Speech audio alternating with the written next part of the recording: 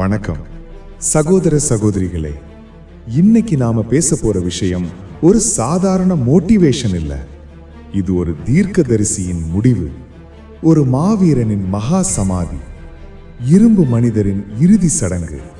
இது மனித குலத்துக்கே ஒரு மர்மம். மக்களே, ஒரு மனுஷன் தான் எப்போ சாக போறோன்னு தேதி குறிக்க முடியுமா? தான் இறக்க போகும் இடத்தை ஒரு பஞ்சாங்கத்தை எடுத்து தேடி இங்கதான் என் உடல் எரிக்கப்படணும்னு சொல்ல முடியுமா? 39 வயசுல ஒரு மனுஷனால உலகத்தையே உழுக்க முடியுமா? இன்னைக்கு வரைக்கும் விவேகானந்தரோட மரணம் ஏன் ஒரு மர்மமாவே பார்க்கப்படுது?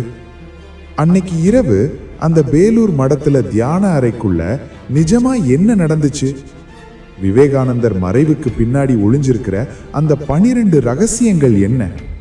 இதையெல்லாம் தான் இந்த வீடியோல தெரிஞ்சுக்க போறோம். இன்னைக்கு நாம வாழ்ந்துட்டு இருக்கிற இந்த வாழ்க்கை எப்படி இருக்கு தெரியுமா? சின்னதா ஒரு தலைவலி வந்தா பயந்துடுறோம், யாராவது ஏமாத்திட்டா உடைஞ்சு போயிடுறோம். வாழ்க்கையே போச்சு, எனக்கு மட்டும் ஏன் இவ்வளவு கஷ்டம்னு கண்ணீர் வடிக்கிறோம். துரோகம், வலி, ஏமாற்றம், இதுதான் இன்னைக்கு பலரோட அன்றாட வாழ்க்கையா இருக்கு.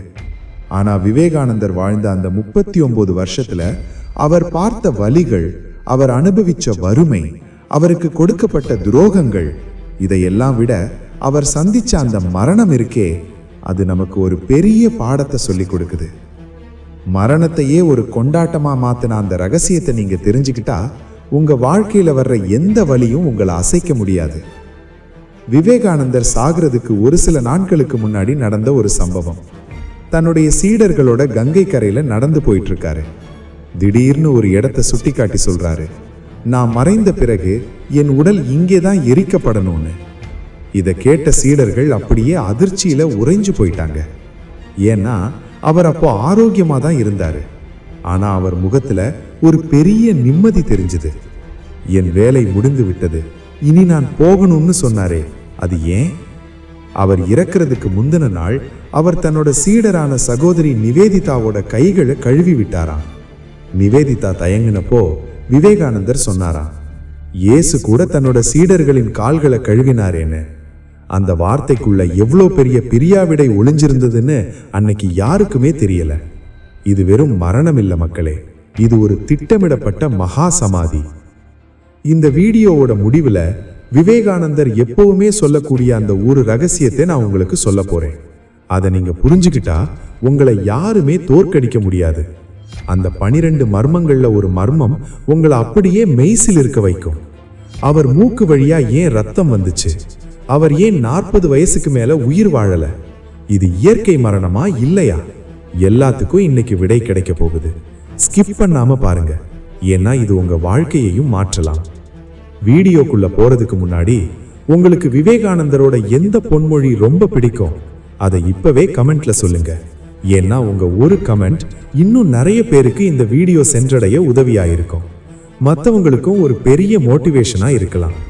மறக்காம ஃபயர் மோட்டிவேஷன் தமிழ் சேனலை சப்ஸ்கிரைப் பண்ணிடுங்க, லைக் பண்ணிட்டு ஹைப் பண்ண மறந்துடாதீங்க. வாங்க வீடியோக்குள்ள போலாம். மர்மம் 1, முன்கூட்டியே கணித்த மரணம். நாம இன்னைக்கு பார்க்க போற முதல் விஷயம் கேட்கறதுக்கே கொஞ்சம் நடுக்கமா இருக்கும். விவேகானந்தர் தன்னோட 39வது வயசுல இறந்தாருன்னு தான் நமக்கு தெரியும். ஆனா அவர் சாகிறதுக்கு பல வருஷங்களுக்கு முன்னாடியே நான் 40 வயசை கடக்க மாட்டேன்னு சொன்னது உங்களுக்கு தெரியுமா? யோசிச்சு பாருங்க. இன்னைக்கு நமக்கு நாளைக்கு என்ன நடக்கும்னு தெரியாது. ஆனா ஒரு மனுஷன் தான் வாழ போற மொத்த காலத்தையும் முன்கூட்டியே தீர்மானிக்க முடியுமா? அவரு சும்மா போகிற போக்குல இதை சொல்லலைங்க, திரும்ப திரும்ப ஆணித்தரமா சொன்னாரு. என் ஆன்மா இவ்வளவு பெரிய பாரத்தை இந்த சின்ன உடம்புக்குள்ள ரொம்ப நாள் சுமக்காதுன்னு சொன்னாரு. இது வெறும் வார்த்தை இல்லை, இது ஒரு தீர்க்க தரிசனம். இன்னைக்கு நாம எப்படி இருக்கோம்? எனக்கு இன்னும் 50 வருஷம் ஆயுசு இருக்கணும், நான் இன்னும் சம்பாதிக்கணும், வீடு கட்டணும்னு ஓடிக்கிட்டே இருக்கோம். ஆனா மரணத்தை பத்தி யோசிச்சா நமக்குள்ள ஒரு மரண பயம் வருது இல்ல? ஐயோ எனக்கு ஏதாவது ஆயிடுமோன்னு சின்ன விக்கல் வந்தா கூட பதறோம். ஆனா விவேகானந்தர் அப்படி இல்லை. அவர் மரணத்தை ஒரு எதிரியா பார்க்கல, ஒரு பழைய சட்டையை கழட்டி போடுற மாதிரி பார்த்தாரு. இன்னைக்கு நீங்க படுற கஷ்டம், ஏமாற்றம், எனக்கு ஏன் இவ்வளவு சீக்கிரம் இவ்வளவு சுமைன்னு நீங்க கேட்கிற கேள்விக்கெல்லாம் விவேகானந்தரோட இந்த ஒரு மர்மத்துல விட இருக்கு. அவர் காலத்தை ஜெயிச்சவர். ஒரு முறை விவேகானந்தர் அமெரிக்காவில் இருந்தப்போ அவரோட நெருங்கிய நண்பர்கள் அவர்கிட்ட கேட்குறாங்க, சுவாமி, நீங்க எப்பவுமே இவ்வளவு வேகமா வேலை செய்றீங்க, கொஞ்சம் ரெஸ்ட் எடுக்க கூடாதான்னு. அப்போ அவர் ஒரு சிரிப்பு சிரிச்சாரு பாருங்க. அந்த சிரிப்புல ஒரு வழி தெரிஞ்சது. அவர் சொன்னாரு, எனக்கு நேரம் ரொம்ப கம்மியா தான் இருக்கு. நான் செய்ய வேண்டிய வேலைகள் மலை போல இருக்கு. ஆனா என் ஆயுள் ரேகை 40 தொடாதுன்னு சொன்னாரு.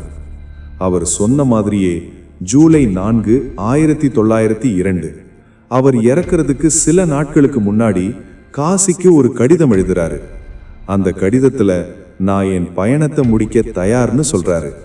ஜூலை 4ஆம் தேதி காலையில அவரோட சீடர்களுக்கு உபனிஷதம் சொல்லி கொடுக்கிறாரு. அன்னைக்கு மதியம் அவரே சமைச்சு எல்லாருக்கும் பரிமாறுறாரு. அன்னைக்கு ராத்திரி தியானத்துக்கு போறதுக்கு முன்னாடி அவரோட முகத்துல ஒரு நிம்மதி இருந்தது. ஏன்னா அவர் கணிச்ச அந்த நேரம் நெருங்கிடுச்சு. மக்களே, இதிலிருந்து நாம என்ன கத்துக்கணும்? மரணம் எப்ப வரும்னு தெரியாம பயந்து பயந்து வாழறதை விட வாழற ஒவ்வொரு நிமிஷமும் ஃபயர் மாதிரி வாழணும். விவேகானந்தர் 39 வருஷத்துல செஞ்ச சாதனைய நாம 300 வருஷம் வாழ்ந்தாலும் செய்ய முடியாது. உங்க வாழ்க்கையில ஏமாற்றம் இருக்கா? வலி இருக்கா? என்னால எதுவும் முடியலன்னு நினைக்கிறீங்களா? விவேகானந்தரை நினைச்சு பாருங்க. தனக்கு இவ்வளவுதான் ஆயுசுன்னு தெரிஞ்சும் அவர் உலகத்தையே மாத்தினாரு. அப்போ உங்களால முடியாதா? காலத்தை நீங்க கணிக்க வேண்டாம், ஆனா கிடைக்கிற காலத்தை நீங்க பயனுள்ளதா மாத்தலாம். ஒரு மனுஷன் தான் எப்போ சாக போறோம்னு துல்லியமா கணிச்சது ஒரு அறிவியலா இல்ல ஆன்மீக மர்மமா? யோசிச்சு பாருங்க. இப்போ உங்ககிட்ட ஒரு கேள்வி. உங்க வாழ்க்கையில நீங்க சாதிக்கணும்னு நினைக்கிற அந்த ஒரு விஷயம் என்ன? உங்களுக்கு இன்னும் கொஞ்சம் காலம்தான் இருக்குன்னு தெரிஞ்சா நீங்க எதை முதல்ல செய்வீங்க? அதை மறக்காம கமெண்ட்ல சொல்லுங்க. இது வெறும் முதல் மர்மம் தான். இன்னும் 11 மர்மங்கள் இருக்கு. குறிப்பா அந்த கபாலம் வழியா உயிர் பிரிஞ்ச விஷயம், அதை அடுத்த மர்மத்துல பார்ப்போம். மர்மம் 2, மரணத்திற்கு முந்தைய தியானம். இதுதான் ரொம்ப ஆச்சரியமான விஷயம். 1902 ஜூலை 4 அன்னைக்கு மாலை 7 மணி. வேலூர் மடத்துல எல்லாரும் வழக்கமான வேலைகள்ல இருக்காங்க. ஆனா விவேகானந்தர் மட்டும் அன்னைக்கு ரொம்ப வித்தியாசமா இருந்தாரு. தன்னோட அறைக்குள்ள போய் கதவை சாத்திக்கிட்டு, யாரும் உள்ள வர வேண்டாம், நான் தியானம் பண்ண போறேன்னு சொல்லிட்டு உள்ள போறாரு. ஒரு யோகி தியானம் பண்றது சாதாரண விஷயம்தான். ஆனா அந்த தியானம் ஒரு இறுதி பயணத்துக்கான தியானம்னு அன்னைக்கு யாருக்குமே தெரியல. அன்னைக்கு அந்த மூடிய அறைக்குள்ள என்ன நடந்துச்சு? இன்னைக்கு நாம எல்லாரும் அமைதியை தேடி ஓடிக்கிட்டு இருக்கோம். ஒரு நிமிஷம் கண்ணை மூடி உட்கார கூட நமக்கு நேரம் இல்லை. மனசு முழுக்க கவலை, கடன் பிரச்சனை, ரிலேஷன்ஷிப் சிக்கல், இப்படி ஏகப்பட்ட வழிகள். எனக்கு ஏன் நிம்மதியே இல்லைன்னு நீங்க கேட்குறீங்கல்ல? விவேகானந்தர் அன்னைக்கு செஞ்ச அந்த தியானம், அதுதான் உண்மையான விடுதலை. நாம கஷ்டப்படும் போது கடவுளை தேடுறோம். ஆனா அவர் கஷ்டங்களே இல்லாத ஒரு நிலையை தேடி அந்த தியானத்துல இறங்கினாரு. அந்த தியான அறைக்குள்ள அவர் எதை சந்திச்சிருப்பாரு? எதனால அந்த தியானமே அவரோட கடைசி மூச்சா மாறுச்சு? 7 மணிக்கு தியானத்துக்கு போனவர் 9 மணி வரைக்கும் வெளியே வரல. சீடர்கள் வெளியே காத்துக்கிட்டு இருக்காங்க.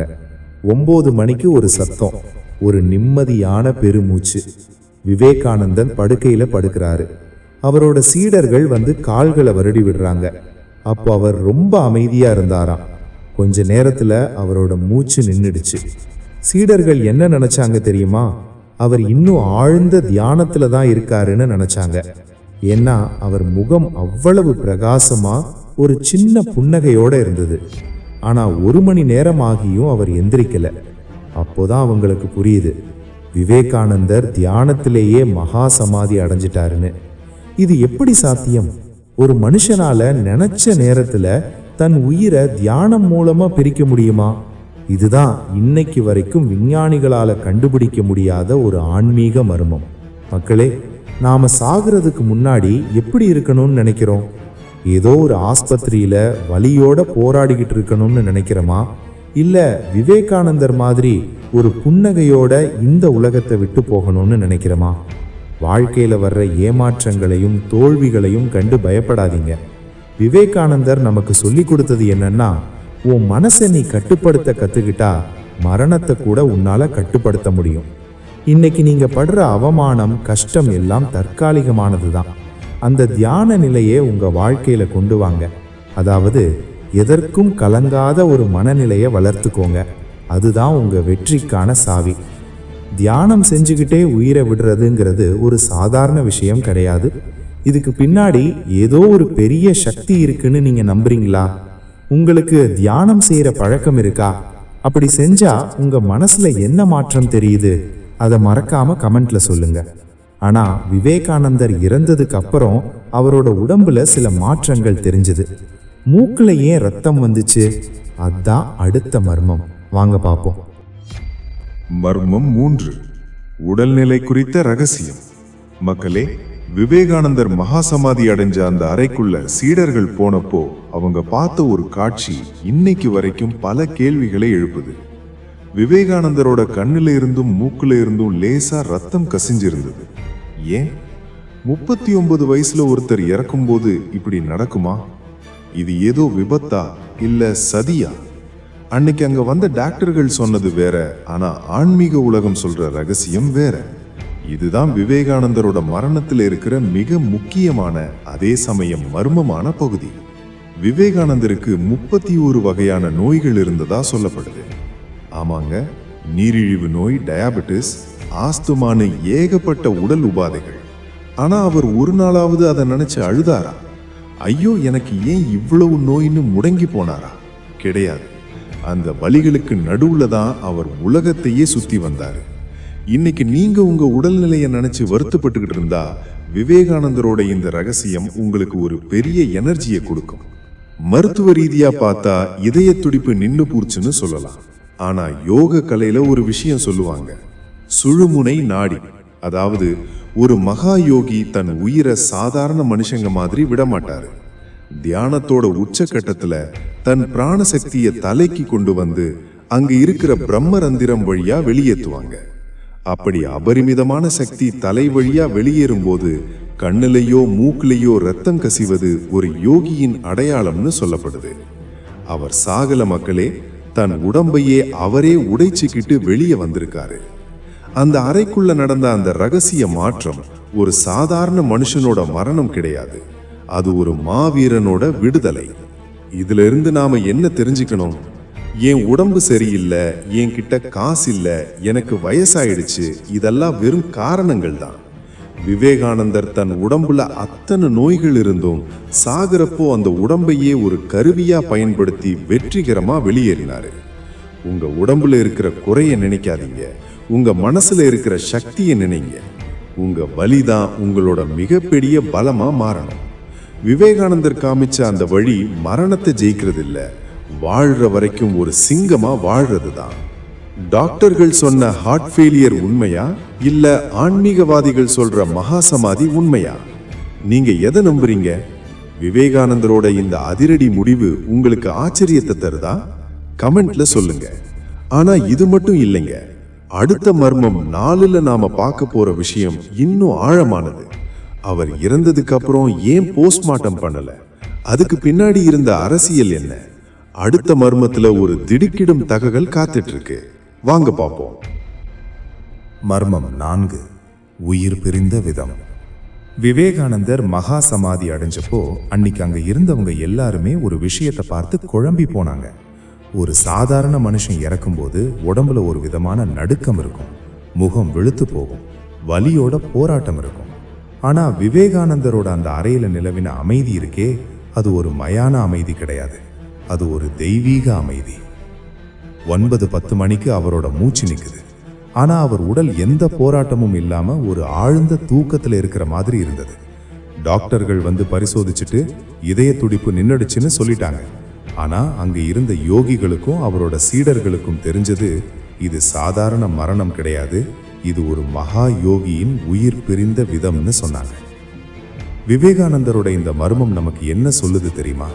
நம்ம உடம்புங்கிறது ஒரு கூண்டு தான், அந்த கூண்டை விட்டு வெளியேறணும்னு அந்த பறவைக்கே தெரியும். அந்த பறவைக்கு, அதாவது உங்க ஆத்மாவுக்கு நீங்க ராஜாவா இருக்கணும். உங்க மனசு மற்றவங்க கிட்ட அடிமையா இருந்தா உயிர் பிரியறது வலியா இருக்கும்.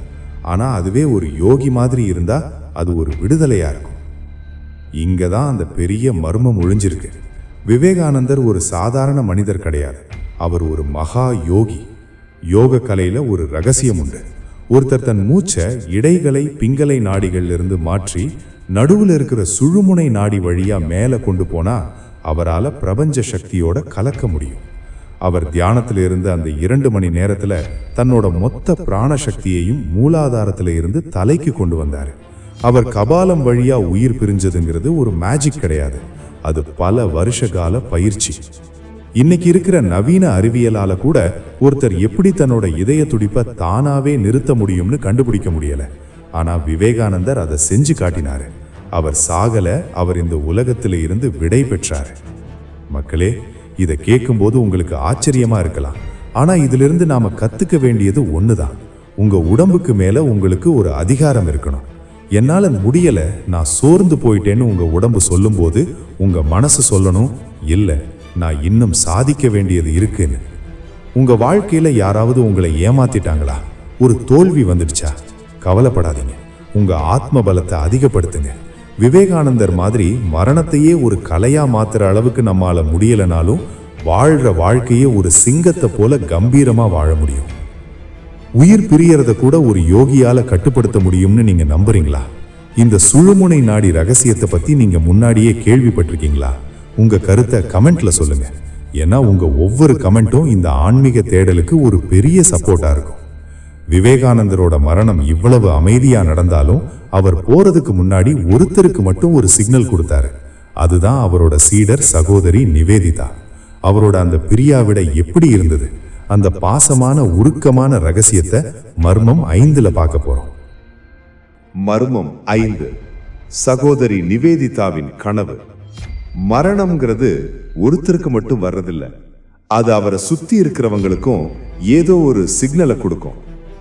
விவேகானந்தர் மகா சமாதி அடையிறதுக்கு சரியா 2 நாளைக்கு முன்னாடி அவரோட மிக முக்கியமான சீடர் சகோதரி நிவேதிதாவை சந்திக்கிறாரு. அன்னைக்கு விவேகானந்தர் நடந்துகிட்ட விதம் ரொம்ப விசித்திரமா இருந்தது. நிவேதிதாவுக்கு அவரே சமைச்சு பரிமாறுறாரு. சாப்பிட்டு முடிச்சதும் ஒரு குருவா இல்லாம ஒரு தகப்பன் மாதிரி நிவேதிதாவோட கைகளை அவரே தண்ணி ஊற்றி கழுவி விடுறாரு. நிவேதிதா பதறி போய், சுவாமி நீங்க ஏன் இதை செய்றீங்க? நான் இல்லையா உங்களுக்கு செய்யணும்னு கேக்குறாங்க. அதுக்கு விவேகானந்தர் சொன்ன அந்த பதில் இன்னைக்கு வரைக்கும் ஒரு மர்மமான பிரியாவிடையா பார்க்கப்படுது. இன்னைக்கு நாம எப்படி இருக்கோம்? நம்ம கூட இருக்கிறவங்க எப்போ நம்ம கைவிடுவாங்க, எப்போ நம்மளை ஏமாத்துவாங்கன்னு ஒரு பயத்திலேயே வாழறோம். அன்புக்காக ஏங்குறோம். ஒருத்தர் நம்மளை விட்டு பிரிஞ்சுட்டா அந்த துரோகத்தையும் வலியையும் தாங்க முடியாம உடைஞ்சு போயிடுறோம். எனக்குன்னு யாருமே இல்லையான்னு அழுதுட்டு இருக்கோம். ஆனா விவேகானந்தர் காமிச்ச அந்த அன்பு இருக்கே, அது உலகத்துல இருக்கிற எல்லா உறவுகளையும் தாண்டினது. அவர் நிவேதிதாவை தாம் மகளா பார்த்தாரு. அந்த பிரிவுக்கு முன்னாடி அவர் காமிச்ச அந்த நிதானமும் பாசமும் யாரும் யாருக்கும் நிரந்தரம் இல்லை. ஆனா அன்பு மட்டும்தான் நிலையானதுங்கிற உண்மையை சொல்லுது. நீங்க இன்னைக்கு ஒரு ஏமாற்றத்துல இருந்தா இந்த சம்பவத்தை நல்லா கவனிங்க. நிவேதிதா தயங்கினப்போ விவேகானந்தர் ரொம்ப அமைதியா சிரிச்சுக்கிட்டே சொன்னாராம், இயேசு கூட தன்னோட சீடர்களோட கால்களை கழுவினாரே, உனக்கு தெரியாதான்னு. நிவேதிதாவுக்கு அப்ப புரியல.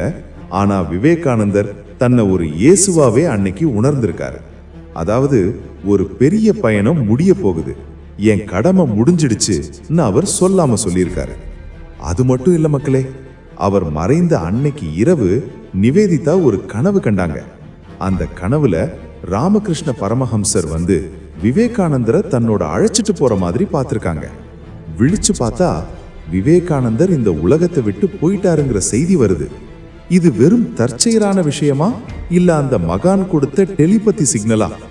இந்த சம்பவத்திலிருந்து நாம என்ன கத்துக்கணும்? வாழ்க்கையில பிரிவுகள்ங்கிறது தவிர்க்க முடியாதது.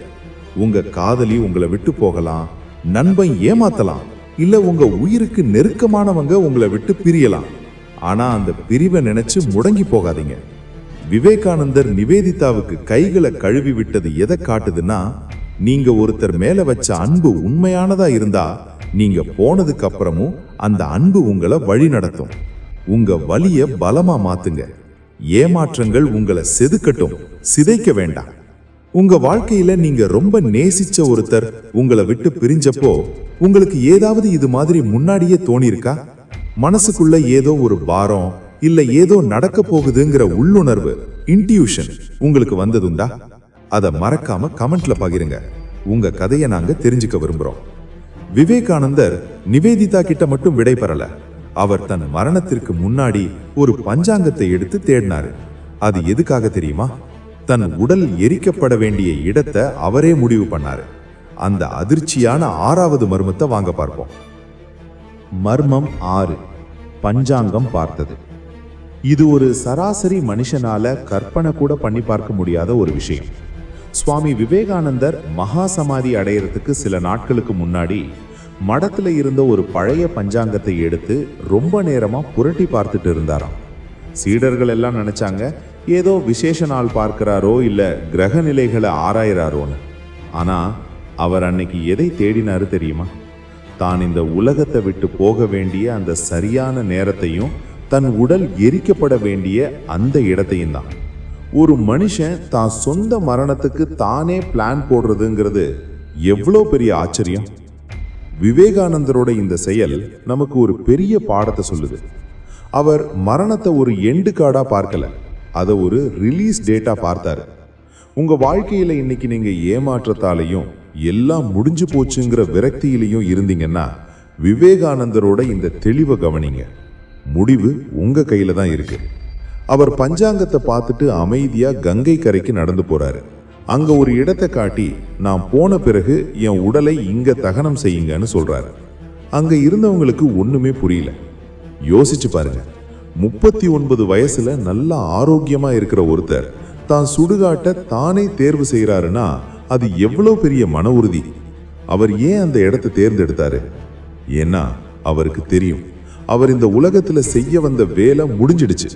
அவர் ஒரு போராட்ட வீரனை போல தன் போர் முடிஞ்ச உடனே ஆயுதங்களை கீழே வைக்க தயாரா இருந்தாரு. அந்த பஞ்சாங்கத்துல அவர் பார்த்தது வெறும் தேதிகள் இல்ல, தன்னோட ஆத்மா விடுதலை அடைய போற அந்த நிமிஷம். நண்பர்களே, இதுல இருந்து நாம என்ன கத்துக்கணும்? மரணத்தை கண்டு பயப்படுறவன் ஒவ்வொரு நாளும் செத்துட்டு இருக்கான். ஆனா மரணத்தை தழுவ தயாரா இருக்கிறவன் தான் இங்க ராஜாவா வாழறான். உங்க வாழ்க்கையில யாராவது உங்களை ஒதுக்குறாங்களா? உன்னால எதுவும் முடியாதுன்னு சொல்றாங்களா? அவங்க முன்னாடி ஒரு தெளிவோட வாழுங்க. உங்க வாழ்க்கையோட ஆரம்பமும் முடிவும் மத்தவங்க கையில இல்ல, அது உங்க கையில தான் இருக்குன்னு விவேகானந்தர் நிரூபிச்சிருக்காரு. அந்த தெளிவு உங்களுக்கு வந்துட்டா இந்த உலகத்துல உங்களை யாராலையும் அசைக்க முடியாது. தன் மரணத்தை இவ்வளவு தெளிவா ஒருத்தர் பிளான் பண்ண முடியுமா? விவேகானந்தரோட இந்த செயலை நீங்க ஒரு தீர்க்க தரிசனமா பாக்குறீங்களா, இல்ல தற்செயலான நிகழ்வா? உங்க மனசுக்கு என்ன தோணுதோ அதை நேர்மையா கமெண்ட்ல சொல்லுங்க. ஆனா இவ்வளவு துல்லியமா நடந்த இந்த மரணத்துல ஏன் போஸ்ட்மார்ட்டம் பண்ணப்படல? அன்றைய பிரிட்டிஷ் அரசாங்கம் ஏன் இதை அப்படியே விட்டுட்டாங்க? மர்மம் 7ல ஒரு அதிரடியான கேள்வி இருக்கு. அது ஒருவேளை கொலையா இருக்குமோன்னு கிளம்புன அந்த வதந்திகள் என்ன? வாங்க பார்ப்போம். மர்மம் 7. போஸ்ட்மார்ட்டம் செய்யப்படாமை. மக்களே, இன்னைக்கு ஒரு சாதாரண மனுஷன் சந்தேகத்துக்குரிய முறையில் இறந்தா கூட சட்டம் என்ன சொல்லுது? உடலை போஸ்ட்மார்ட்டம் பண்ணணும்னு சொல்லுது. ஆனா 39 வயசுல உலகத்தையே திரும்பி பார்க்க வச்ச ஒரு மாபெரும் தலைவர், அவரோட மரணத்துக்கு பிறகு ஏன் எந்த ஒரு முறையான மருத்துவ பரிசோதனையும் நடக்கல? பிரிட்டிஷ் ஆட்சியில ஒரு இந்திய துறவி அமெரிக்கா வரைக்கும் போய் நம்ம நாட்டோட பெருமையை பேசினாரு. அவர் இறந்தப்போ ஏன் ஒரு மெடிக்கல் ரிப்போர்ட் கூட தெளிவா ஆவணப்படுத்தப்படல? இதுதான் விவேகானந்தர் மரணத்தை சுத்தி இருக்கிற 7வது பெரிய மர்மம். இது திட்டமிட்ட மறைப்பா இல்ல வேற ஏதாச்சும் காரணமா? இன்னைக்கு நாம வாழ்ந்துட்டு இருக்கிற இந்த உலகத்துல ஒரு உண்மை வெளியே வர்றதுக்குள்ள 1000 பொய்கள் அதை மூடிடுது. நீங்க ஒரு விஷயத்த உண்மையா செஞ்சாலும் இவன் ஏதோ தப்பு பண்றான்னு உங்களை சுத்தி இருக்கிறவங்க சதி பண்ணுவாங்க. உங்களுக்கு துரோகம் நடக்கும்போது நீங்க என்ன பண்ணுவீங்க? எனக்கு ஏன் நீதி கிடைக்கலன்னு கதறுவீங்க. வாழ்க்கையில பல உண்மைகள் நமக்கு தெரியாமலேயே புதைக்கப்படுது. விவேகானந்தரோட மரணமும் அப்படி ஒண்ணா? நீங்க இன்னைக்கு ஒரு நீதிக்காகவோ இல்ல ஒரு ஏமாற்றத்துல இருந்தோ போராடிட்டு இருந்தீங்கன்னா இந்த மர்மம் உங்களுக்கு ஒரு விஷயத்த சொல்லுது. உண்மை சில நேரங்கள்ல ஊமையா இருக்கும், ஆனா அது காலத்துக்கும் அழியாது. யோசிச்சு பாருங்க, விவேகானந்தர் ஒரு சாதாரண ஆள் இல்ல. அவர் இந்தியாவோட எழுச்சின்னு பிரிட்டிஷ் அரசு அவரை பயந்து பார்த்தது. அவர் இறந்தப்போ அங்க வந்த டாக்டர்கள் இதய துடிப்பு நின்னுடுச்சுன்னு ஒரே வரியில முடிச்சிட்டாங்க. மூக்குல ரத்தம் வந்திருக்கு, முன்கூட்டியே தேதி குறிச்சிருக்காரு. இதையெல்லாம் ஏன் யாரும் கேஸ் எடுக்கல? அன்றைய காலத்துல ஒருவேளை இது ஆழமா விசாரிக்கப்பட்டிருந்தா பல உண்மைகள் வெளியே வந்திருக்கும். ஆனா சீடர்கள் அவரை ஒரு கடவுளா பார்த்ததால புனிதமான அந்த உடலை அறுக்க விட மாட்டோம்னு தடுத்துட்டாங்களா, இல்ல பிரிட்டிஷ் அரசுக்கு அவர் இறந்தது ஒரு நிம்மதியை தந்ததா? இது ஒரு பெரிய மர்மம் முடிச்சு மக்களே. இதிலிருந்து நாம என்ன கத்துக்கணும்? இந்த உலகம் உங்க வெற்றியை மட்டும்தான் பார்க்கும். உங்க வலியையோ இல்ல உங்களுக்கு பின்னாடி நடக்கிற அரசியலையோ கண்டுக்காது. அதனால நீங்க வாழும்போது ஒரு அடையாளத்தை விட்டுட்டு போங்க. உங்களை யாராவது ஏமாத்துறாங்களா? உங்களுக்கு வரவேண்டிய அங்கீகாரம் கிடைக்கலையா? கவலைப்படாதீங்க. விவேகானந்தரோட போஸ்ட்மார்ட்டம் ரிப்போர்ட் இல்லைனாலும் இன்னைக்கு அவர் நம்ம மனசுல வாழ்ந்துட்டு இருக்காரு. உங்க உழைப்பும் உங்க நேர்மையும் தான் உங்களோட மிகப்பெரிய சாட்சி. மற்றவங்க கொடுக்கிற சர்டிபிகேட் உங்களுக்கு தேவையில்லை. ஒரு முக்கிய தலைவரோட மரணத்துல போஸ்ட்மார்ட்டம் செய்யாதது சரியா?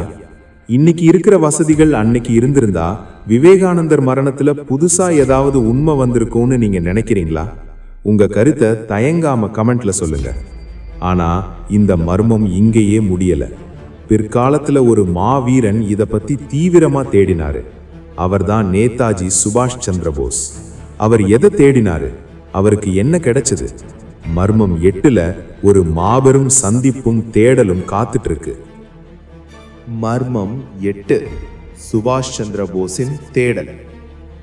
விவேகானந்தர் மறைஞ்சு பல வருஷங்களுக்கு அப்புறம் இந்தியாவையே அதிர வைத்தோ ஒரு மாவீரன் விவேகானந்தரோட மரணம் மற்றும் அவர் விட்டுட்டு போன அந்த ஆன்மீக ரகசியங்களை தேடி அலைஞ்சாரு. அவர்தான் நேதாஜி சுபாஷ் சந்திர போஸ். விவேகானந்தரை தன்னோட ஆன்மீக தந்தைன்னு சொன்ன நேதாஜி விவேகானந்தரோட அந்த 39 வயசு மரணத்தை அவ்வளவு சீக்கிரம் ஏத்துக்கல. ஒரு மனுஷனால எப்படி தன்னோட மரணத்தை தானே தீர்மானிக்க முடிஞ்சது? அந்த மகா சமாதிக்கு பின்னாடி இருந்த அந்த சக்தி என்ன? இத தெரிஞ்சுக்க நேதாஜி பல இடங்களுக்கு போனாரு. ஒரு புரட்சி தலைவன் ஏன் ஒரு துறவியோட மரண ரகசியத்தை தேடி ஓடினாரு? இதுதான் 8வது மர்மம். இன்னைக்கு நமக்கு ஒரு கஷ்டம் வந்தா நாம யாரை தேடுறோம்? ஒரு நல்ல வழிகாட்டி இல்லையேன்னு ஏங்குறோம். என்ன வழி நடத்த ஒருத்தர் கூட இல்லையா, நான் மட்டும் ஏன் தனிமையில போராடுறேன்னு நீங்க நினைக்கலாம். துரோகங்கள் உங்களை சுத்தி நடக்கும்போது யார நம்புறதுன்னு தெரியாம நீங்க தவிக்கலாம். நேதாஜிக்கும் அதே நிலைமை தான் இருந்தது. சுத்தி பிரிட்டிஷ் அரசு, உள்ளுக்குள்ளேயே சில அரசியல் துரோகங்கள். அப்போ அவருக்கு கிடைச்ச ஒரே வெளிச்சம் விவேகானந்தரோட கொள்கைகள் தான். நீங்க இன்னைக்கு தனிமையில இருக்கீங்கன்னு நினைக்காதீங்க. விவேகானந்தர் போன்ற மகான்களோட கதைகள் தான் உங்களுக்கான வழிகாட்டி. அவங்க விட்டுட்டு போன அந்த நெருப்பு இன்னமும் அணையாம இருக்கு. நேதாஜி ஒரு முறை யாருக்கும் சொல்லாம இமயமலைக்கு ஓடி போனாரு, ஞாபகம் இருக்கா? அங்க அவர் ஒரு குருவை தேடினாரு. விவேகானந்தர் அடைந்த அந்த மகா சமாதி நிலைய தானும் அடைய முடியுமான்னு அவர் யோசிச்சாரு. நேதாஜி நம்பின ஒரு விஷயம், விவேகானந்தர் உடலால் மறைந்தாலும் அவர் ஒரு சக்தியா இன்னமும் உலாவிக்கிட்டு இருக்காருங்கிறது தான். விவேகானந்தரோட மரணம் குறித்த சில ரகசிய ஆவணங்களை நேதாஜி சேகரிச்சதாகவும் ஒரு பேச்சுண்டு. ஒருவேளை அந்த ரகசியம்தான் நேதாஜிய இந்தியாவின் சிங்கம்னு கர்ஜிக்க வச்சதோ? ஒரு துறவியோட மரண ரகசியம் ஒரு புரட்சியாளனையே உருவாக்குதுன்னா அது எவ்வளவு பெரிய விஷயம். மக்களே, இதிலிருந்து நாம என்ன கத்துக்கணும்? உங்களை வழி நடத்த ஒரு மனுஷன் நேரடியா வரணும்னு அவசியம் இல்ல. விவேகானந்தரோட அந்த மர்மமான மரணமும் அவர் வாழ்ந்த வாழ்க்கையும் ஒரு பாடமா உங்க முன்னாடி இருக்கு. உங்களுக்கு ஒரு ஏமாற்றம் வந்துருச்சா? தோத்துட்டேன்னு நினைக்கிறீங்களா? நேதாஜியை நினைச்சு பாருங்க. விவேகானந்தர் விட்டுட்டு போன அந்த பாதையை தேடி பிடிச்சு அவர் எப்படி ஒரு இராணுவத்தையே உருவாக்குனாரோ அதே மாதிரி நீங்களும் உங்களுக்கான பாதையை நீங்களே உருவாக்குங்க. உங்க வெற்றி மற்றவங்களுக்கு ஒரு மர்மமா இருக்கணும். அந்த அளவுக்கு உழைங்க. சுபாஷ் சந்திர போஸ் விவேகானந்தரை தன்னோட வழிகாட்டியா ஏத்துக்கிட்டது பத்தி நீங்க என்ன நினைக்கிறீங்க? உங்க வாழ்க்கையில உங்களை வழி நடத்துற அந்த ஒரு நபர் யாரு? அவங்க கிட்ட உங்களுக்கு பிடிச்ச விஷயம் என்ன? கமெண்ட்ல சொல்லுங்க. ஆனா விவேகானந்தரோட மரணத்துல இன்னொரு அதிர்ச்சியான பக்கம் இருக்கு. அவர் அமெரிக்காவுக்கு போனப்போ அவருக்கு அங்க ஏதாச்சும் மெதுவான நச்சு, ஸ்லோ பாய்சன் கொடுக்கப்பட்டதா? மர்மம் 9ல நாம பார்க்க போற விஷயம் உலகத்தையே அதிர வைக்கும் ஒரு வதந்தி. அது உண்மையா இல்லையா? வாங்க பாப்போம். மக்களே, இப்போ நாம பார்க்க போற 9வது மர்மம் ரொம்பவே சீரியஸான ஒரு விஷயம். 1893ல விவேகானந்தர் அமெரிக்காவுக்கு போய் அந்த சிக்காகோ மேடையில அமெரிக்க சகோதர சகோதரிகளேன்னு பேசினப்போ மொத்த உலகமே அவர் பின்னாடி போச்சு. ஆனா அதே நேரத்துல மேற்கத்திய நாடுகள் சிலதுக்கு விவேகானந்தர் மேல ஒரு பயம் வந்தது.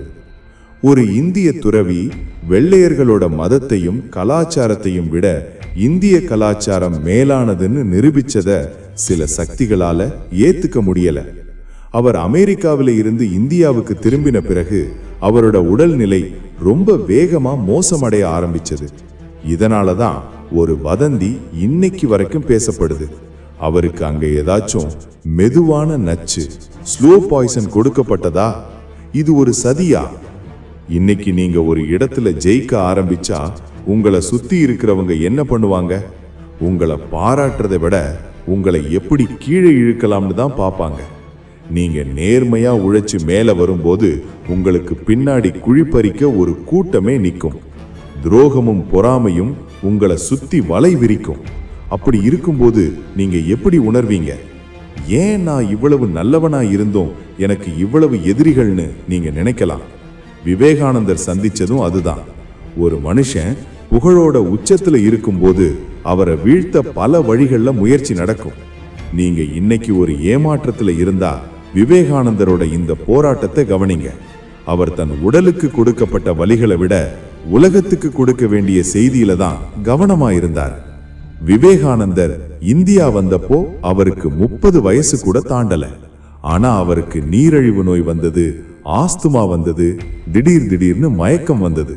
அவர் அமெரிக்காவில் இருந்தப்போ அங்க இருந்த சாப்பாட்டுல ஏதாவது கலக்கப்பட்டதா, இல்ல அங்க அவருக்கு கொடுக்கப்பட்ட மன அழுத்தம் காரணமா? அன்றைய காலத்துல அவருக்கு சிகிச்சை கொடுத்த ஆங்கிலேய மருத்துவர்களே சில நேரங்கள்ல குழம்பி போனாங்க. விவேகானந்தரே ஒரு முறை சொன்னாரு, என் உடம்பு ஒரு நொறுங்கின கப்பல் மாதிரி ஆயிடுச்சுன்னு. ஆனா அந்த நொறுங்கின கப்பலை வச்சுதான் அவர் ஒரு ஆன்மீக புரட்சியையே செஞ்சாரு. அந்த நச்சு வதந்திக்கு ஆதாரங்கள் இல்லாம இருக்கலாம், ஆனா ஒரு மாபெரும் சக்தியை முடக்க ஒரு கூட்டம் முயற்சி பண்ணதுங்கிறது மட்டும் உண்மை. மக்களே, இதுல இருந்து நாம என்ன கத்துக்கணும்? இந்த உலகம் உங்களை வீழ்த்த எவ்வளவோ முயற்சி பண்ணும். சில நேரங்கள்ல உங்க உடம்பே உங்களுக்கு துரோகம் பண்ணலாம், நோய் வரலாம், சோர்வு வரலாம். ஆனா உங்க லட்சியம் உறுதியா இருந்தா எந்த நச்சும் உங்களை எதுவும் பண்ண முடியாது. உங்களை யாராவது பின்னாடி இருந்து தாக்குறாங்களா, உங்களை பத்தி தப்பா பேசுறாங்களா, கவலைப்படாதீங்க. விவேகானந்தர் தன் உடலை இழந்தாலும் இன்னைக்கு அவர் ஒரு தத்துவமா நம்ம கூட இருக்காரு. உங்களை அழிக்க நினைப்பவர்கள் அழிஞ்சு போவாங்க, ஆனா நீங்க செஞ்ச நல்ல விஷயங்கள் காலத்துக்கும் நிற்கும். நெருப்பா இருங்க, எதை கண்டும் பயப்படாதீங்க. விவேகானந்தரோட உடல்நிலை இவ்வளவு சீக்கிரம் மோசமானதுக்கு சதிவேலை தான் காரணம்னு நீங்க நினைக்கிறீங்களா? உங்க வாழ்க்கையில நீங்க மேல வரும்போது உங்களை யாராவது தடுக்க முயற்சி பண்ணியிருக்காங்களா? அவங்களை எப்படி சமாளிச்சீங்க? கமெண்ட்ல சொல்லுங்க. ஆனா விவேகானந்தர் இறக்குறப்போ அந்த அறையில இருந்த சீடர்கள் ஏன் அமைதியா இருந்தாங்க? அவர் தியானத்துல இருக்காருன்னு நினைச்சு அவங்க பண்ண ஒரு சின்ன தாமதம். அதுல என்ன மர்மம் ஒளிஞ்சிருக்கு? மர்மம் 10ல ஒரு உருக்கமான சம்பவம் காத்திருக்கு. வாங்க பார்க்கலாம். மர்மம் 10, சீடர்களின் மௌனம். இது ஒரு மிகப்பெரிய சோகம் கலந்த ஆச்சரியம். ஜூலை 4 இரவு விவேகானந்தர் தியான அறையில படுத்திருக்கிறாரு. அவரோட மூச்சு நின்னுடுச்சு, உடம்பு குளிர்ந்து போச்சு. ஆனா அந்த அறையில இருந்த சீடர்கள் யாருமே பதறல, அழல, ஏன் டாக்டரை கூட கூப்பிடல. ஏன் தெரியுமா? அவங்க எல்லாரும் என்ன நினைச்சாங்கன்னா, சுவாமிஜி நிர்விகல்ப சமாதி நிலைக்கு போயிருக்கிறாருன்னு நினைச்சாங்க. அதாவது உயிர் உடம்புல தான் இருக்கும், ஆனா ஆத்மா பிரபஞ்சத்தோட கலந்திருக்கும். அந்த ஒரு நம்பிக்கையில அவரோட உடம்புக்கு பக்கத்துல பல மணி நேரம் அமைதியா காத்துட்டு இருந்தாங்க. அந்த மௌனம் தான் விவேகானந்தரோட மரணத்துல நடந்த மிகப்பெரிய மர்மமான தாமதம். யோசிச்சு பாருங்க, சில நேரங்கள்ல நாம கூட இப்படிதான் இருக்கும். நம்ம வாழ்க்கையில ஏதோ ஒரு விஷயம் முடிஞ்சு போயிருக்கும், ஒரு உறவு முறிஞ்சு போயிருக்கும், இல்ல ஒரு வாய்ப்பு கைவிட்டு போயிருக்கும். ஆனா மனசு அதை ஏத்துக்காது. இல்ல இது திரும்ப கிடைக்கும், எல்லாம் சரியாகிடும்னு ஒரு பொய்யான நம்பிக்கையில நாம காலத்தை கடத்துவோம். அந்த தாமதம் நம்ம வலியை கூட்டிக்கிட்டே போகும். நீங்க இன்னைக்கு ஒரு ஏமாற்றத்துல எப்படியாவது என் பழைய வாழ்க்கை திரும்ப வராதான்னு காத்துட்டு இருக்கீங்களா? விவேகானந்தரோட சீடர்கள் அன்னைக்கு அந்த படுக்கைக்கு பக்கத்துல காத்துட்டு இருந்த அந்த வலி இருக்கே, அது உலகத்திலேயே கொடுமையானது. ஒரு கட்டத்துல உண்மை புரியும் போது வர்ற அந்த வலி உங்களை அப்படியே உருக்கிடும். சுமார் 1 மணி நேரம் கழிச்சு அவரோட ஒரு சீடர் சுவாமிஜியோட கையை தொட்டு பார்க்கறாரு. அப்போதான் அவங்களுக்கு தெரியுது, அது வரைக்கும் அந்த அறை முழுக்க பரவி இருந்த அந்த காந்த சக்தி அவரோட உடம்ப விட்டு வெளியேறிடுச்சுன்னு. சீடர்கள் எல்லாரும் கதறி அழ ஆரம்பிக்கிறாங்க. ஆனா இங்கதான் ஒரு மர்மம் இருக்கு. ஒரு சாதாரண மனுஷன் இறந்தா அந்த முகம் விகாரமா இருக்கும். ஆனா விவேகானந்தரோட முகம் அந்த கடைசி நிமிஷத்துல கூட ஒரு தேஜஸோட, ஒரு சின்ன புன்னகையோட இருந்ததா அங்க இருந்தவங்க சொல்றாங்க. அவர் உண்மையிலேயே இறந்துட்டாரா, இல்ல அந்த சீடர்கள் பார்த்தது அவரோட ஆத்மாவோட பிரகாசத்தையா? அந்த 1 மணி நேர மௌனத்துல அந்த அறையில என்ன நடந்ததுங்கிறது இன்னைக்கும் அந்த சுவர்களுக்கு தான் தெரியும். மக்களே, இதிலிருந்து நாம என்ன கத்துக்கணும்? நாம நேசிக்கிற ஒரு விஷயம் நம்மை கைவிட்டு போகும்போது அதை ஏத்துக்கிற மனப்பக்குவம் வேணும். முடிவுங்கிறது ஒரு புதிய ஆரம்பம்.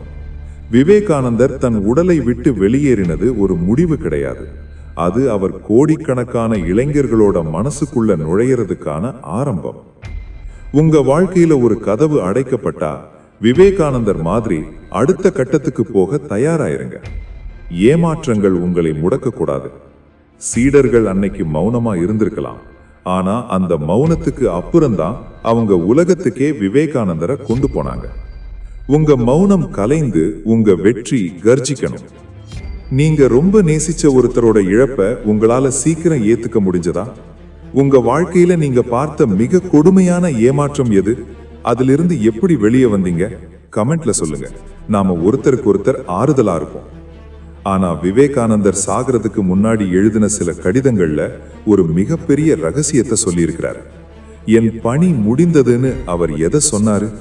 அந்த மறைக்கப்பட்ட கடிதங்கள்ல என்ன இருந்தது? மர்மம் 11ல ஒரு மிகப்பெரிய ட்விஸ்ட் காத்துக்கிருக்கு. வாங்க பார்க்கலாம். மர்மம் 11. மறைக்கப்பட்ட கடிதங்கள். மக்களே, இது ரொம்ப ஆழமானது. சுவாமி விவேகானந்தர் மகா சமாதி அடைகிறதுக்கு சில மாதங்களுக்கு முன்னாடி வெளிநாட்டுல இருந்த தன்னோட நண்பர்களுக்கும் சீடர்களுக்கும் சில கடிதங்களை எழுதினாரு. அந்த கடிதங்கள்ல அவர் பயன்படுத்தின வார்த்தைகள் சாதாரணமானது கிடையாது. என் வேலை முடிந்து விட்டது, நான் இனி ஓய்வெடுக்க விரும்புகிறேன், என் நிறுத்த வேண்டிய நேரம் வந்து விட்டது, இப்படி பல வரிகள் அந்த கடிதங்கள்ல இருந்தது. ஆனா அந்த கடிதங்கள்ல அவர் சொல்ல வந்த அந்த பெரிய பணி எது? அவர் எதை முடிச்சிட்டதா சொல்றாரு? இது இன்னைக்கும் ஒரு ஆன்மீக மர்மமா தான் இருக்கு. அவர் எதையோ மறைச்சிருக்காரு, இல்லைன்னா எதையோ ரகசியமா சொல்லி இருக்காரு. 39 வயசுல என் வேலை முடிஞ்சிடுச்சுன்னு சொல்றாருன்னா அவர் எவ்வளவு தெளிவா இருந்திருப்பாரு? நீங்க இன்னைக்கு ஒரு தோல்வியில இருந்தா விவேகானந்தரோட இந்த கடிதங்களை நினைச்சு பாருங்க. நீங்க செய்ய வேண்டிய வேலை இன்னும் நிறைய இருக்கு. உங்க வலிய தூக்கி போட்டுட்டு உங்க இலக்க நோக்கி ஓடுங்க.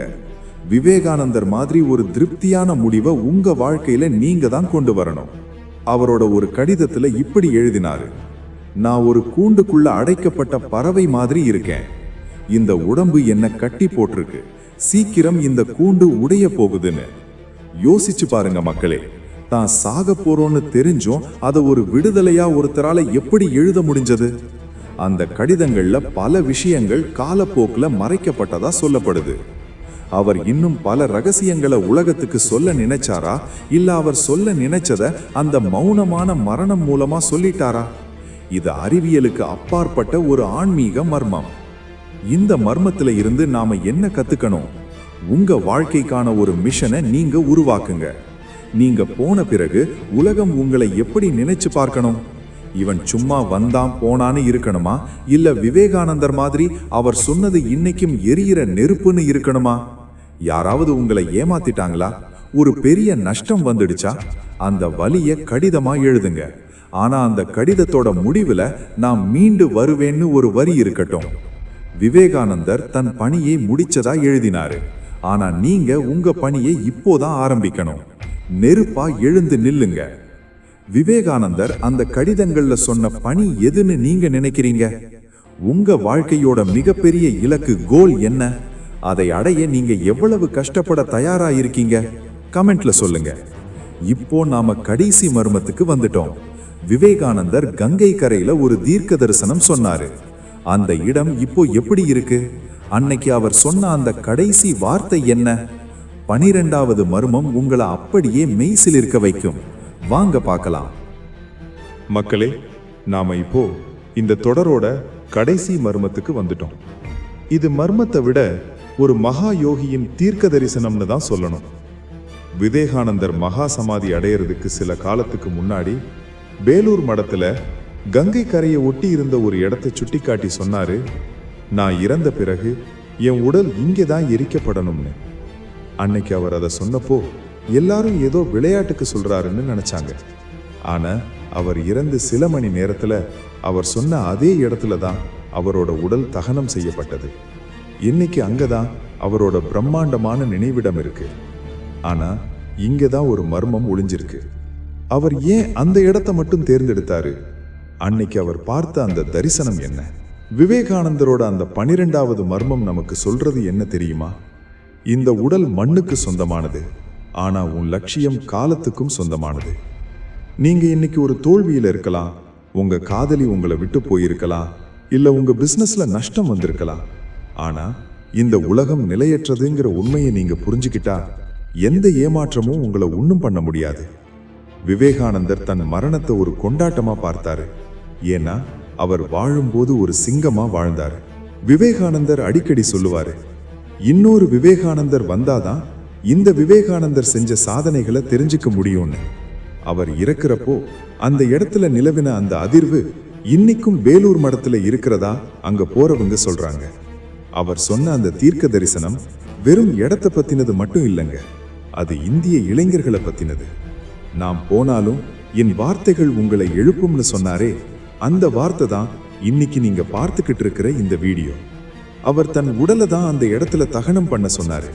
ஆனா அவரோட கொள்கைகளை உங்க மனசுல எரிய சொல்லி இருக்காரு. மக்களே, விவேகானந்தரோட இந்த 12 மர்மங்களும் நமக்கு சொல்ற ஒரே விஷயம் இதுதான்: எழுமின், விழிமின், குறிக்கோளை எட்டும் வரை நில்லாது உழைமின். உங்களுக்கு பின்னாடி ஒரு கூட்டம் உங்களை தூற்றலாம், உங்களை வீழ்த்த சதி செய்யலாம், நஞ்ச கொடுக்கலாம். ஆனா விவேகானந்தர் மாதிரி உங்க இலக்குல நீங்க தெளிவா இருந்தா மரணம் கூட உங்களை ஒரு மரியாதையோட தான் அணுகும். சகோதர சகோதரிகளே, இதுவரைக்கும் நாம பார்த்த அந்த 12 மர்மங்களையும் ஒரு முறை யோசிச்சு பாருங்க. இது வெறும் தகவல்கள் இல்ல, ஒரு மகா யோகியின் வாழ்க்கை பாடம். சுருக்கமா சொல்றேன். 1. தன் மரணத்தை தானே கணிச்சது. 2. தியானத்திலேயே உயிரை துறந்தது. 3. 31 நோய்கள் இருந்தும் அந்த உடல்நிலை ரகசியம். 4. கபாலம் வழியாக உயிர் பிரிங்க விதம். 5. சகோதரி நிவேதிதாவுக்கு கொடுத்த அந்த பிரியாவிடை. 6. பஞ்சாங்கத்தை பார்த்து இடத்தை தேர்வு செய்தது. 7. பிரிட்டிஷ் காலத்தில் போஸ்ட்மார்ட்டம் நடக்காதது. 8. நேதாஜி சுபாஷ் சந்திர போஸ் தேடிய அந்த ஆன்மீக திறவுகோள். 9. அமெரிக்க பயணத்தில் சொல்லப்பட்ட அந்த நச்சு வதந்திகள். 10. சீடர்களின் அந்த மௌனமான கடைசி 1 மணி நேரம். 11. மறைக்கப்பட்ட அந்த ரகசிய கடிதங்கள். 12. கங்கை கரையில் அவர் சொன்ன அந்த தீர்க்க தரிசனம். இந்த 12 மர்மங்களும் நமக்கு சொல்றது ஒண்ணுதான்: மரணம்ங்கிறது ஒரு முடிவல்ல, அது ஒரு மகாத்மாவின் அடுத்த கட்ட பயணம். வீடியோவை முடிக்கிறதுக்கு முன்னாடி ஒரு உருக்கமான கதையை சொல்லணும்னு நினைக்கிறேன். விவேகானந்தர் மறைந்த சில நாட்களுக்கு பிறகு ஒரு ஏழை சீடர் அழுதுகிட்டே கங்கை கரையில உட்கார்ந்திருந்தாராம். சுவாமி, நீங்க போயிட்டீங்களே, இனிமே எனக்கு யாரு வழிகாட்டுவா இந்த உலகம் ரொம்ப இருட்டா இருக்கேன்னு கதறினாரு. அப்போ அவரோட காதுல விவேகானந்தரோட குரல் ஒலிச்சதாம். ஏன் அழுகிறாய்? நான் எங்கே போனேன்? ஒரு விவேகானந்தர் மறைந்தால் உனக்குள் ஒரு விவேகானந்தனை நான் விதைத்து விட்டுத்தான் போயிருக்கிறேன் என்றாராம். ஆமா மக்களே, இன்னைக்கு நீங்க படுற ஏமாற்றம், உங்களை யாரோ ஒதுக்குறாங்கன்னு நீங்க வடிக்கிற கண்ணீர், வாழ்க்கையில ஜெயிக்க முடியலையேங்கிற அந்த வலி, இதையெல்லாம் மாத்திர விவேகானந்தர் நேர்ல வர வேண்டாம். அவரோட இந்த 12 மர்மங்களுக்கு பின்னாடி இருக்கிற அந்த மன உறுதி உங்ககிட்ட இருந்தா போதும். நீங்க தான் அடுத்த விவேகானந்தர். துரோகங்கள் உங்களை சுத்தி நடக்கலாம், உடல்நிலை உங்களை கைவிடலாம், உங்களை அழிக்க நஞ்சை கூட ஒரு கூட்டம் தயார் பண்ணலாம். ஆனா உங்க இலட்சியம் விவேகானந்தர் மாதிரி பெருசா இருந்தா அந்த யமதர்மன் கூட உங்க முன்னாடி வந்து உன் பணி முடிந்து விட்டதான்னு கேட்டுட்டு தான் உயிரை எடுப்பான். 39 வருஷத்துல அவர் செஞ்சத நாம 300 வருஷம் வாழ்ந்தாலும் செய்ய முடியாதுன்னு நினைக்காதீங்க. அவர் கொடுத்த அந்த 39 வருஷ நெருப்பு தான் இன்னைக்கு நம்ம சேனலோட பெயராவே இருக்கு, ஃபயர். அந்த நெருப்பு உங்ககிட்ட இருக்கா? இந்த 40 நிமிஷ பயணம் உங்க வாழ்க்கையில ஒரு சின்ன மாற்றத்தையாவது ஏற்படுத்தி இருக்கும்னு நான் நம்புறேன். இந்த வீடியோவோட தொடக்கத்துல கேட்ட அதே கேள்வியை இப்பவும் கேட்கிறேன். இந்த 12 மர்மங்கள்ல உங்களை நிலைகுலைய வைத்த உங்க மனசுக்கு நெருக்கமான ஒரு விஷயம் எது? அதை இப்பவே கமெண்ட்ல ஃபயர் எமோஜியோட பதிவு பண்ணுங்க. உங்க கமெண்ட்டை நான் நேர்ல வந்து படிப்பேன். இந்த மாதிரி இன்னும் பல மர்மங்கள், வரலாற்று உண்மைகள் மற்றும் உங்க வாழ்க்கையை மாற்றக்கூடிய மோட்டிவேஷனல் வீடியோக்கள் வேணும்னா இப்பவே நம்ம ஃபயர் மோட்டிவேஷன் தமிழ் சேனலுக்கு சப்ஸ்கிரைப் பண்ணுங்க. அந்த பெல் ஐகானையும் தட்டி விடுங்க. ஞாபகம் இருக்கட்டும், நீங்கள் சாதாரணமானவர்கள் இல்லை, சாதிக்க பிறந்தவர்கள். எழுந்து நில்லுங்கள், எதை கண்டும் அஞ்சாதீங்கள். அடுத்த ஒரு அதிரடி வீடியோவில் உங்களை சந்திக்கிறேன். இது உங்கள் ஃபயர் மோட்டிவேஷன் தமிழ். உங்கள் இலக்கை நோக்கி நெருப்பாய் முன்னேறுங்கள். நன்றி, வணக்கம்.